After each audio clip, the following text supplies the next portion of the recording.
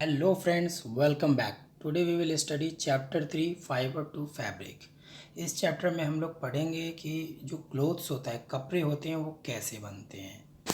तो चलिए शुरू करते हैं। इस चैप्टर में पहेली और बूझो जो है वो एक कपड़े की दुकान में जाती है और कपड़े की दुकान में जाने के बाद ये दोनों लोग ये देखते हैं, साड़ी देखते हैं, शॉल, स्वेटर, मैट्स, ये सब देखते हैं और ये सब देख देख कर टच करके वो लोग देखते हैं और फील करते हैं कि सारे जो अलग अलग कपड़े हैं वो अलग अलग फैब्रिक से, मतलब अलग अलग फाइबर से बना हुआ है, यानी कुछ न कुछ सब में डिफरेंसेस है।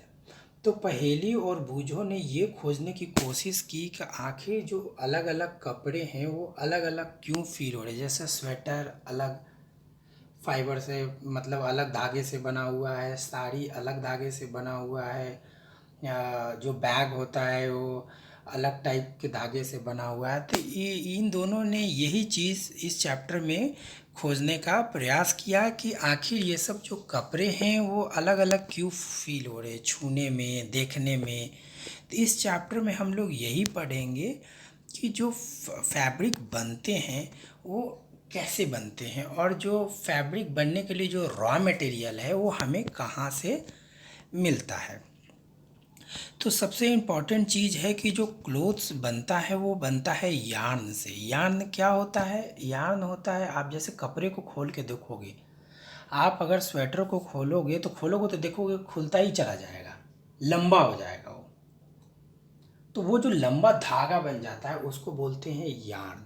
और उस यार्न को, यानी उस लंबे धागों को और आप खोलने की कोशिश करोगे तो आप देखोगे कि और भी वो छोटे छोटे पार्ट में वो खुल जाएगा, मतलब छोटा छोटा हो जाएगा। यार्न से खुलने के बाद जो छोटे छोटे धागे होते हैं उसको हम लोग बोलते हैं फाइबर। ये फाइबर से ही हम लोग यार्न बनाते हैं, यानी कि थ्रेड बनाते हैं, और थ्रेड को फिर एक दूसरे से जोड़कर हम लोग क्लोथ्स बनाते हैं। जैसे कि इस फिगर में आप लोग को, आपको दिख रहा है कि यहाँ इन्होंने पहले खोल के देखा, फिर यहाँ खोल के देखा, तो ये हो गया यार्न, ये हो गया फाइबर्स। तो फैब्रिक्स जो होता है वो यार्न से बनता है, और यार्न कहाँ से मिलता है? फाइबर से। तो इस चैप्टर में हम लोग ये पढ़ेंगे कि दो तरह के फाइबर्स होते हैं। एक होता है नेचुरल फाइबर्स, जो नेचर के द्वारा प्राप्त होता है। दूसरा होता है सिंथेटिक फाइबर, जो मैन मेड होता है। तो नेचुरल फाइबर में आपका एग्जांपल क्या है?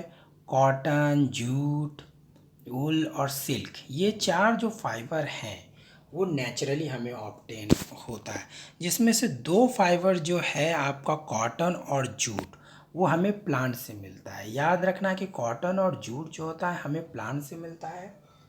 बाकी जो दो फाइबर है उल और सिल्क हमें एनिमल से मिलता है।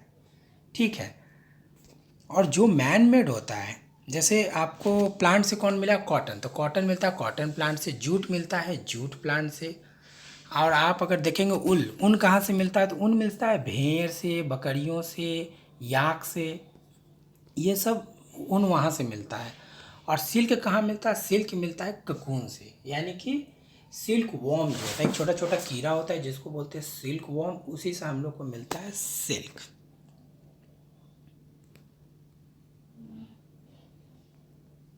सिंथेटिक फाइबर्स क्या होता है? सिंथेटिक फाइबर्स वो होते हैं जो मैन मेड होता है। मैन मेड फाइबर्स को क्या बोलते हैं हम लोग? सिंथेटिक फाइबर्स बोलते हैं। जैसे एग्जांपल पॉलिस्टर है, नायलून है। पॉलिस्टर और नायलून बहुत सस्ते होते हैं क्योंकि इसको बनाने में ज़्यादा खर्च नहीं होता, और ये मैन मेड होता है। तो चलिए एक एक करके सारे फाइबर के बारे में पढ़ते हैं। पहला फाइबर है कॉटन। तो कॉटन क्या है? नेचुरली है, नेचर से ये फाइबर ऑब्टेन होता है। और कौन से प्लांट से होता है? कॉटन के प्लांट से। कॉटन का प्लांट, आपको कॉटन की खेती ज़्यादातर कहाँ होगा? कॉटन की खेती ज़्यादातर गर्म इलाकों में होती है, और जहाँ काली मिट्टी पाई जाती है, जैसे महाराष्ट्र हो गया, कर्नाटक हो गया, आंध्र प्रदेश हो गया, ये सब राज्यों में कॉटन की खेती ज़्यादा होती है। इसलिए ज़्यादा होती है कि इन सब क्षेत्रों में काली मिट्टी पाई जाती है और यहाँ गर्मी ज़्यादा होती है। तो इस तरह से हम लोग खेती करते हैं। आप देख लो कि कॉटन की खेती किस तरह से होता है। ये कॉटन की खेती है। कॉटन प्लांट जब बड़ा हो जाता है तो उस प्लांट में आपको वाइट वाइट कलर का एक बॉल टाइप का बन जाता है, जिसको रुई आप बोल सकते हैं। इस रुई को पहले यानी कि इसको बोलते हैं कॉटन बॉल, या हिंदी में आप रुई बोल सकते हैं। इस कॉटन बॉल को हम लोग पहले क्या करते हैं, अलग अलग करते हैं। अलग अलग ज़्यादातर हम लोग मतलब मैन ही करता है, जो मैनुअली किया जाता है। इसमें मशीन का कोई हेल्प हम लोग अभी तो नहीं लेते हैं, इंडिया में तो नहीं लेते। तो पहले इसको अलग अलग करते हैं, फिर कॉटन बॉल में जो बीज होता है, बीज को हम लोग बड़े से कंघी से अलग करते हैं। जैसे कि इस फिगर में आपको दिखाया हुआ है कि कॉटन बॉल से किस तरह से आपको उसके जो बीज होते हैं उसको हम अलग करते हैं। तो बीज के अलग करने के जो प्रोसेस है उसको बोलते हैं गिनिंग। बीज को कॉटन बॉल से बीज को अलग करने के प्रोसेस को क्या बोलते हैं हम लोग, गिनिंग करते हैं। ये ज़्यादातर हाथ से करते हैं। जैसे इस फिगर में देखिए ये आदमी हाथ से कर रहा है, लेकिन आजकल मशीन भी यूज होता है। तो अगर कोई पूछे गिनिंग क्या होता है, तो ginning process, it is a process of separation of seed from cotton ball by using combing. It can be done manually or it can also be done with the help of machine. Jute भी क्या है, jute भी एक तरह का fibre हो जो naturally obtain होता है, और ये मिलता है जूट प्लांट से। जूट प्लांट आप देखोगे जहाँ उस इलाके में होता है जहाँ बारिश ज़्यादा होती है, जैसे बंगाल है, बिहार, असम, ये सब में जूट प्लांट ज़्यादा होता है। ये है जूट प्लांट, लंबा होता है जूट प्लांट। जूट प्लांट की खेती बारिश के समय होती है, और जब ये बड़ा हो जाता है यानी जब इसमें फूल खिलने लगता है तो हम लोग जूट प्लांट को क्या कर लेते हैं, काट देते हैं और कुछ दिन पानी में डाल देते हैं। पानी में डालने से क्या हो जाता है, उसका जो प्लांट है वो सड़ जाता है, और ऊपर का जो स्किन है, जो छिलका है, उसमें एक छिलका होता है जो बच जाएगा। वो छिलका को ही बोलते हैं जूट का फाइबर। वो छिलका जो बच जाता है उसको जूट का फाइबर हम लोग बोलते हैं, और उसको इसी तरह से ऑब्टेन करते हैं। फिर बाद में उसका अलग प्रोसेस चालू करते हैं उसका। ठीक है, अब क्या किए, फाइबर तो हमें मिल गया। कौन कौन सा फाइबर मिल गया, कॉटन फाइबर मिल गया, और क्या मिल गया हमें, दूसरा मिल गया हम लोग को जूट फाइबर। अब ये क्या होता है, बहुत छोटा छोटा होता है और बहुत पतला होता है। इसको ना अब हम लोग एक दूसरे को जोड़ कर हम लोग बनाएंगे लंबा धागा। इसको जोड़ के क्या बनाएंगे, लंबा धागा, जिसको यार्न बोलते हैं, यानी लंबा थ्रेड। इस चीज़ के लिए हम लोग एक मशीन का यूज करते हैं। ठीक है, ज़्यादातर चरखा यूज होता है। इसमें क्या करते हैं हम लोग, इस प्रोसेस को बोलते हैं स्पिनिंग। इस प्रोसेस को क्या बोलते हैं, स्पिनिंग। यानी फाइबर को, नेचुरल फाइबर को, जो कॉटन और जूट है, एक दूसरे से जोड़कर लंबा धागा बनाते हैं, जिसको यार्न बोलते हैं। इस प्रोसेस को बोलते हैं स्पिनिंग। स्पिनिंग को हम लोग, स्पिनिंग में होता क्या है कि जो छोटा छोटा जो फाइबर है, जैसे जूट का फाइबर है, कॉटन का फाइबर है, वो एक दूसरे से ट्विस्ट होते जाता है और जुड़ते जाता है, और इस तरह से लंबे धागे में बदल देता है। जोड़ने के लिए हम लोग ज़्यादातर छोटे छोटे मशीन का यूज को बोलते हैं, जिसको टकली बोलते हैं, चरखा बोलते हैं। आपको पता है कि चरखा महात्मा गांधी ने बहुत यूज किया था खादी को प्रमोट करने के लिए। खादी को प्रमोट करने के लिए हम लोग चरखा यूज करते हैं। ये देखिए, ये टकली है, जिससे हम लोग फाइबर को यार्न में बदलते हैं, यानी उसको एक दूसरे ट्विस्ट करके जोड़ जोड़ के लंबे धागे में बदल देते हैं, जिसको हम लोग क्या बोलते हैं, यार्न बोलते हैं। और ये प्रोसेस को क्या बोलते हैं, स्पिनिंग बोलते हैं। ये देखिए, चरखे की हेल्प से हम लोग क्या कर रहे हैं, स्पिनिंग कर रहे हैं। यानी कि जो छोटा छोटा जूट और कॉटन का फाइबर है उसको एक दूसरे से जोड़ा जा रहा है, जोड़े जाने के बाद लंबे फाइबर में बदल जाता है, जिसको हम लोग यार्न बोलते हैं। खादी को प्रमोट करने के लिए महात्मा गांधी ने चरखे का था, जिसमें उसमें धागे को जोड़ जोड़ के, फाइबर को जोड़ जोड़ के यार्न बनाया जाता था। इंडिया में भी प्रमोट करने के लिए भारत सरकार ने खादी और विलेज प्रमोशन कमीशन बनाया है, जिसका काम ये है कि वो खादी को प्रमोट करे। यानी कि जो स्वदेश में बना हुआ जो कपड़े हैं, जो चरखे की हेल्प से बनाते हैं, उसको प्रमोट करने के लिए भारत सरकार ने कमीशन बनाया है, जिसका नाम है khadi and village industry commission, जो कि 1996 में बना था और आज भी है। अब तो यार्न बन गया। यार्न कैसे बना, यार्न बना फाइबर से बना यार्न। कैसे बना, स्पिनिंग के थ्रू से। अब यार्न से फैब्रिक बनाएंगे, यार्न से क्या कपड़े तैयार करेंगे। तो ये कपड़े तैयार करने का दो तरीका है यार्न से। एक तरीका है वीविंग, एक तरीका है नीटिंग। आप देखते होंगे कि ठंड के समय में हम लोग स्वेटर बुनते हैं,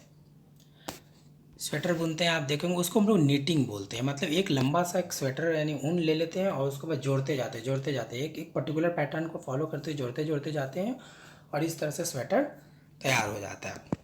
उसी तरह से यार्न को हम लोग ना छोटे छोटे पार्टों में जोड़ते हैं। मतलब ज़्यादातर देखो, ये जैसे ये यहाँ पर आप इस फिगर में देख रहे होंगे कि यार्न को जोड़कर एक बड़े से कपड़े के पीस में बदला जा रहा है। इस प्रोसेस को हम लोग बोलते हैं वीविंग। इस प्रोसेस को हम लोग क्या बोलते हैं? वीविंग बोलते हैं। यहाँ इस प्रोसेस को देखो आप, ऊन को जोड़ा, ऊन को स्वेटर बनाया जाता है, इसको क्या बोलते हैं हम लोग? नीटिंग। यानी कि यार्न से फैब्रिक बनाने का लिए दो प्रोसेस है, एक है नीटिंग और एक है वीविंग। ये याद रखना है।